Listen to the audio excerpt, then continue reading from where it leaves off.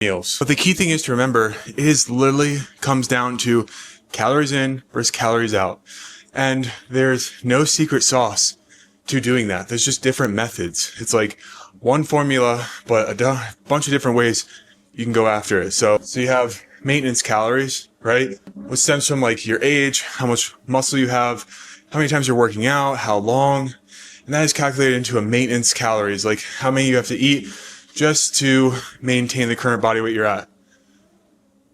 And then you have a surplus of calories if you're trying to like build muscle or fat. And then you have a deficit, which is going to determine, which is losing body fat, right? And hopefully keeping muscle in the process by eating your body weight in grams of protein. How you achieve that deficit falls under many different ways.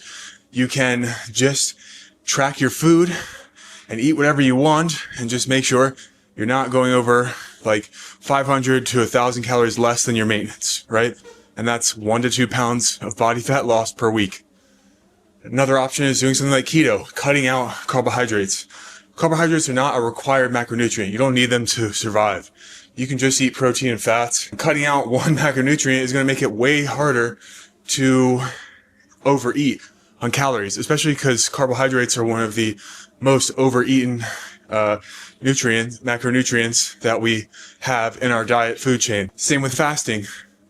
Not eating for a portion of the day and then restricting your calories to a certain window makes it way harder to overeat because it's hard to eat past your maintenance into a surplus or get out of that deficit calorie range when you only have 6 hours of available time to do so. And so a lot of people say like, ketogenic diet or fasting, it's not sustainable, right?